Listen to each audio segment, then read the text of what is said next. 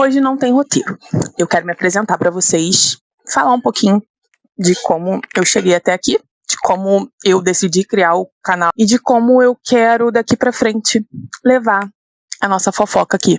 Antes da gente começar a nossa conversa, já aproveita, se inscreve no canal, deixa o seu like, ativa o sininho para você não perder os vídeos novos que vão entrar por aqui, das nossas fofocas aqui no Closet.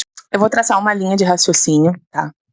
Infância, adolescência e vida adulta. A Juliane foi uma criança muito criativa, isso foi muito estimulado, né, em mim e no meu irmão, né? Minha mãe era professora, então a gente foi muito estimulado para esse lado mesmo da criatividade, então agradeço muito a ela isso. Eu fui uma criança muito tímida, muito tímida. Eu tinha muita vergonha de falar com quem eu não conhecia, de me abrir, de fazer amizades, assim, quebrar o gelo, né? Eu tinha muito essa dificuldade. Venho de família rica, né? Herdeira nem um pouco.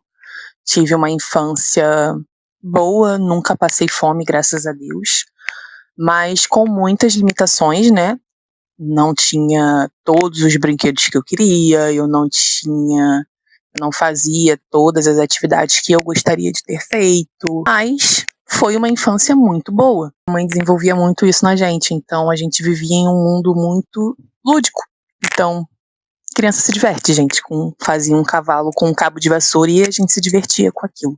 Então, criança se diverte, criança gosta de atenção. E a gente tinha atenção. Mas também uma infância muito dura.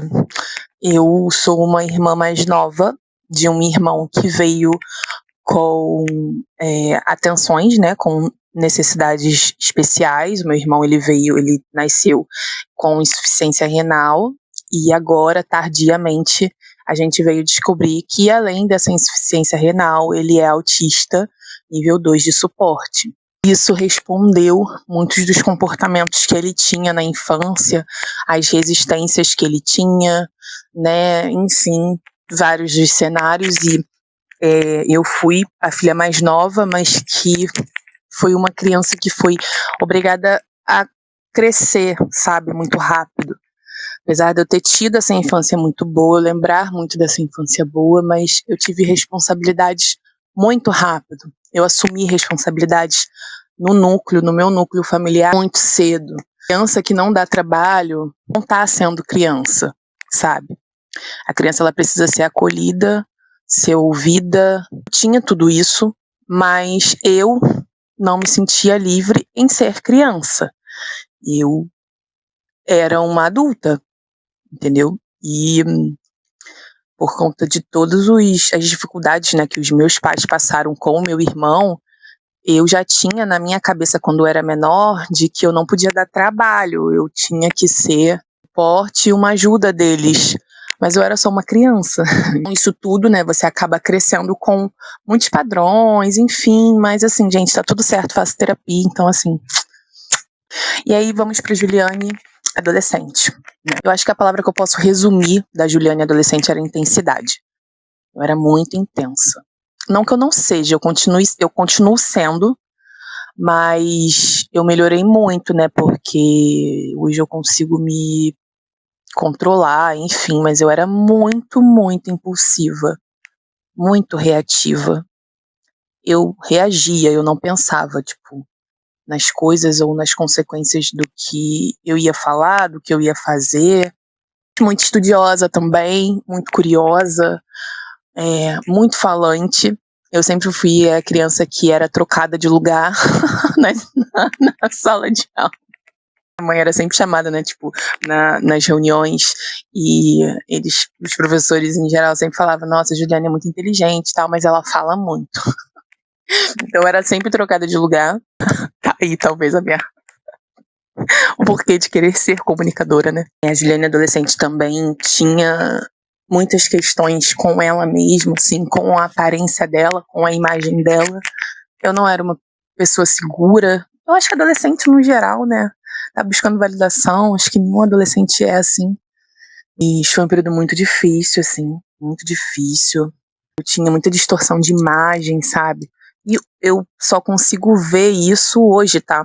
Eu fui começar a fazer terapia, e aí eu fui começar a identificar certos tipos de comportamento, que aí você entende que aquele pensamento, aquele padrão, vem da forma como seu cérebro funciona, que tem algumas coisas que fogem do controle, né, do seu querer, enfim. A Juliana adolescente era essa adolescente, era assim, sabe? Eu era muito amiga, muito fiel, muito companheira, uma amiga muito verdadeira. Tudo muito difícil, porque na adolescência eu tinha muita dificuldade em me abrir, não só na adolescência, até hoje, né? Eu tenho uma dificuldade em me abrir com as pessoas, então eu não fui adolescente que namorou muitos meninos. Eu tive alguns namoricos, mas eu selecionava muito. Eu queria viver outras coisas, eu não estava preocupada em quantos eu ia beijar, sabe? Se eu ia viver, sabe? Quantas festas eu ia, em quantas pessoas eu ia conhecer, quantos momentos eu ia ter para viver, experienciar. Eu tava preocupada mais com isso, com viver, como eu falei para vocês, eu tinha muito essa sede de viver, de fazer tudo, de querer abraçar o mundo, do que de me relacionar em si, sabe? Mas aí, ok, passa-se um tempo, relações são construídas, né? Eu tenho uma amizade desde a escola, que ela é até hoje minha melhor amiga. E essa minha melhor amiga me apresentou praticamente pro meu marido. Agora foi muito legal. Eu acho que ele me ajudou muito com algumas coisas, principalmente em aceitar a minha beleza. Ele foi a pessoa que me incentivou muito, por exemplo, a voltar com os meus cachos. Na época eu alisava o cabelo quando eu o conheci, então ele incentivou muito, ele foi uma pessoa que incentivou demais. E aí foi todo um processo, né? De me reconhecer e tal, de me aceitar e parará, piriri. Casei. Vamos lá, casei. É que veio muitas surpresas, porque vivendo com o meu marido foi que eu vi que tinham certos tipos de comportamentos que eu tinha que outras pessoas não tinham, que ele não tinha, enfim, que aí eu comecei a desconfiar. Eu comecei a fazer terapia na época porque a gente ia casar e a gente decidiu fazer uma festa de chá de panela.